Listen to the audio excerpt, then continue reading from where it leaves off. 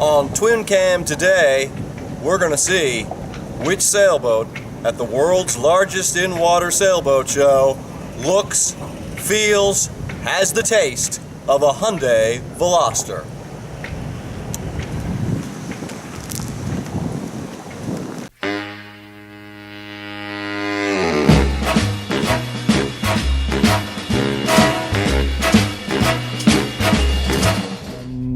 This is the Veloster R Spec with 200 horsepower and what, 195 pound-feet of torque. That's it.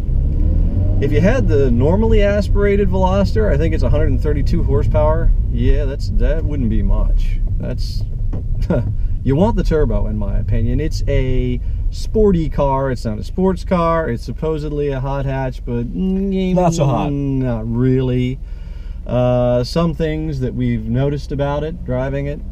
The first thing that I noticed about it is that, well, you have generously sized driver and passenger rear view mirrors, but particularly for the driver, like all cars, the A-pillar is big here, but that mirror blocks your vision on turn-in, and yeah, that's not so good in a lot of circumstances. On the other hand, the rear glass is actually more extensive than what you have in many vehicles, probably most vehicles today, so surprisingly, the rear visibility is actually, relatively speaking, pretty good. Could it be better? Yeah, it could be better, but compared to what's out there, it ain't bad. Overall, I like the fact that they've kept the car fairly simple. Yeah, it has a center console with some of the functions in the touch screen. It's a 7-inch touch screen. Which is great, and the seats are fairly comfortable. It's very straightforward. Yeah. I like that. The manual transmission, the 6-speed, is decent enough. It's not really made for performance, no, but it's decent enough. But it's fine for a sporty car. This is a 2016 R Spec, and the seats got more bolstering for this year, and with the R Spec you get the red seat belts because you get that. We've got 18-inch wheels on it, which are a little wider than the previous Veloster Turbo model, so you get a little bit more of a contact patch there. That said, it is a sporty car rather than a sports car, definitively. You've also got those 3 doors over there. Yeah, you keep the hatchback shape, but it's kind of odd because, you know, on the left side of the car you only have the driver's side door. Here you have passenger and a rear door as well. It is more convenient and it can be more functional, but it looks a little funky. And Eric and I are about 5'10". When you sit down in those rear seats, your head is very, very close. So if you're much taller than that, it's going to be very cramped. Also, because of the way the roofline slopes, your ingress and egress from the rear seats requires you to duck your head and be careful or you're going to bang your noggin. I just wish it was really a hot hatch rather than something that sort of looks like a hot hatch. And in boating terms, I don't know, I guess you'd call it maybe like a runabout. Good enough.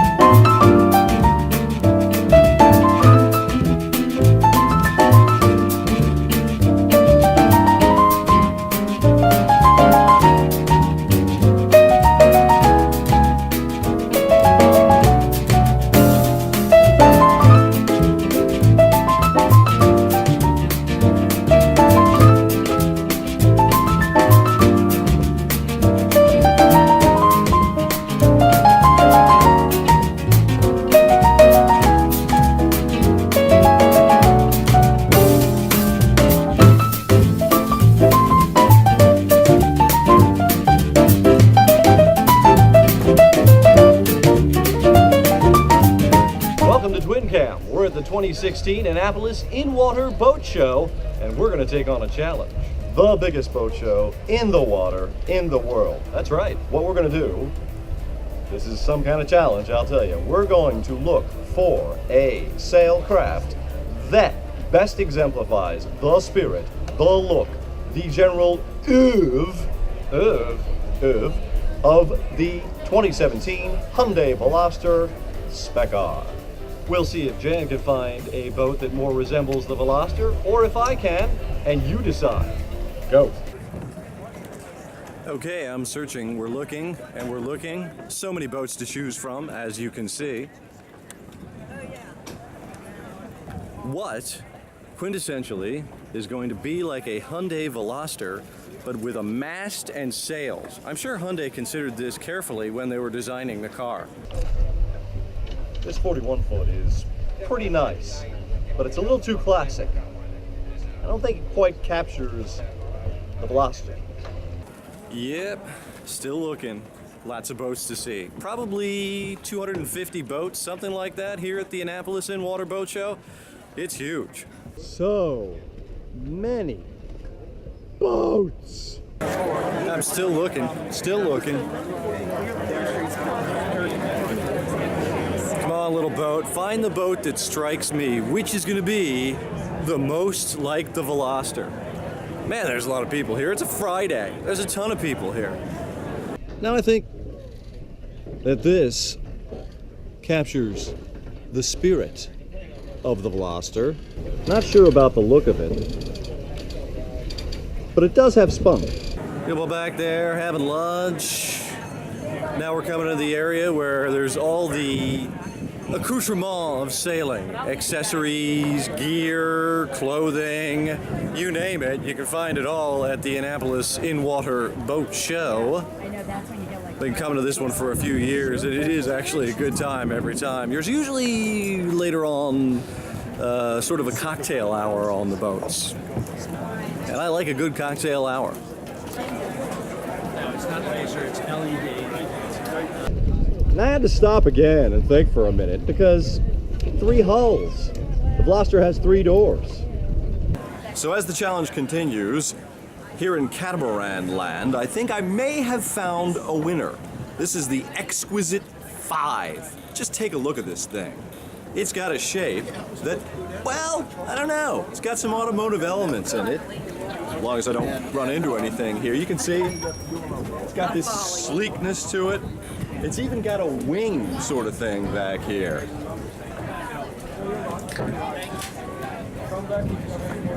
Just look at that. Pretty trick. Okay, I think I have found my candidate for the boat that best encapsulates the spirit of the Hyundai Veloster. In this case, it's the Zim 240. I'm going to tell you why, and I think you're going to agree that I beat Jam.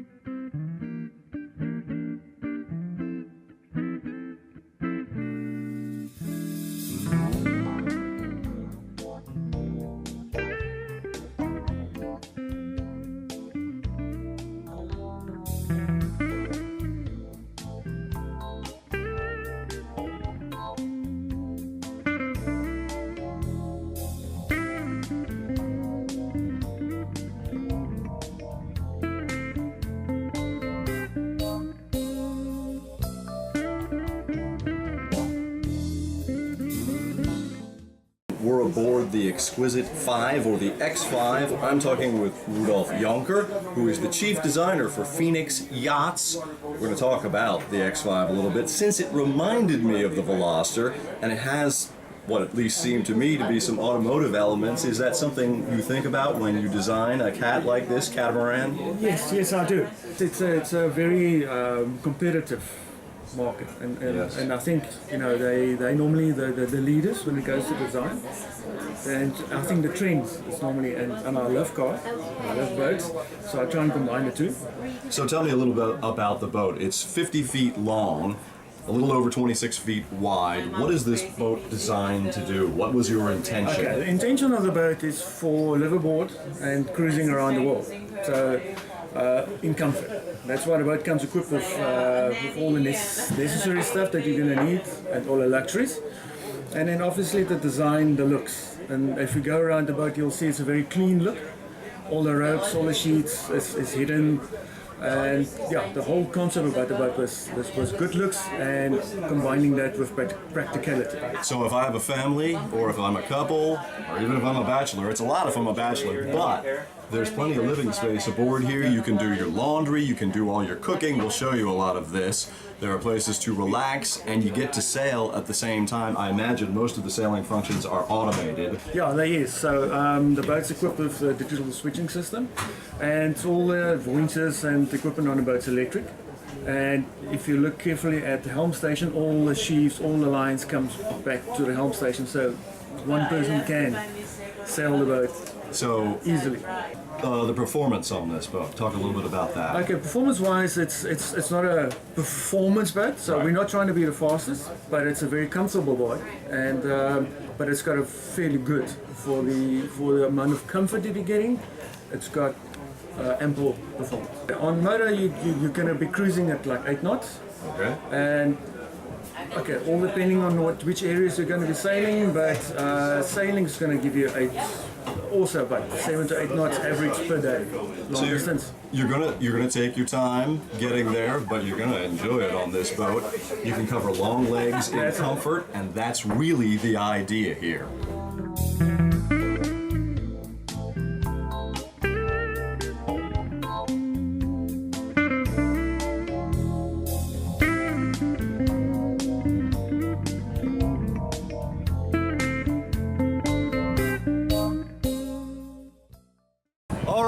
We're here with my choice for the boat at the 2016 Annapolis In-Water Boat Show that looks most like and captures the spirit of the Hyundai Veloster. I'm with Bob Adam of Zim Sailing. Bob, I think you were saying that this is one of the most popular single or double-handed sailboats in the U.S.? It is, yeah. So when kids graduate out of something like the Opti into the next boat in their career of junior sailing, typically if they want to do double-handed sailing, the Club 420 is the boat, and we're the largest manufacturer of that boat in the country.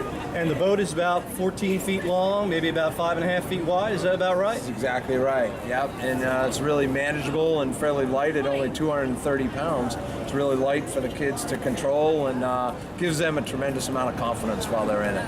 And of course, everything on here is analog, so to speak. You know, you manipulate the sails and the tiller and everything yourself. Zero technology. It is a manual-driven boat, just like your car. That's fantastic. And it's a great experience because, you know, kids are so inundated with electronica and software and technology today. This is a lovely counterpoint for them, and actually probably, I would think, increases their ability to think for themselves. Sure, there's no video game being played here. It's mano a mano, and you know, when they're on the trapeze here and hanging out over the side and the exhilaration that you get from going along with the spinnaker up, it's pretty cool. And that's one of the reasons why I like it and why I compare it to the Veloster, which has a manual transmission, 3 pedals, very little in the way of infotainment and media. You're just out there to drive it and enjoy it. It's not the most powerful car in the world, but it is light and nimble. The weight on this, Bob, what is it? 230 pounds. So with a trailer, you wouldn't need much. You'd need what? Maybe a smallest trailer we have, and those all up towing it. I bet that car will tow it no problem. Probably 600 pounds behind it. So there you go. You can take a Veloster and go sailing with it in the C240.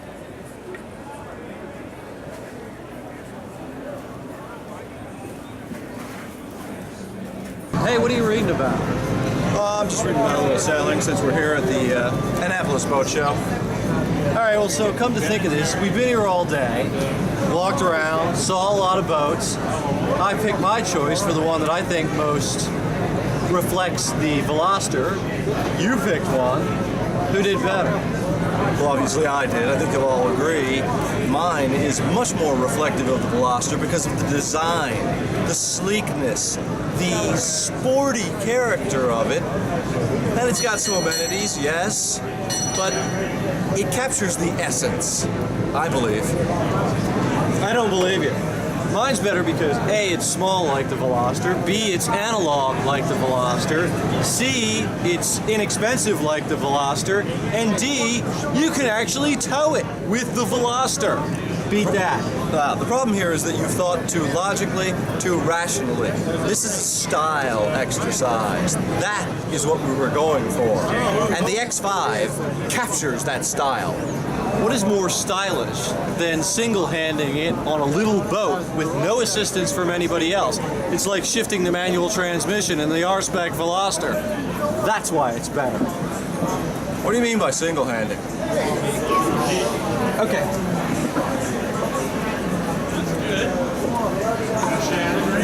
It's only me from over the sea. Barnacle Bill the sailor. I'm all lit up like a Christmas tree. Barnacle Bill the sailor. I'll sail the seas until I croak. I'll fight and swear and drink and smoke, but I can't swim a bloody stroke. That's Barnacle Bill the sailor. Single-handing it on a boat.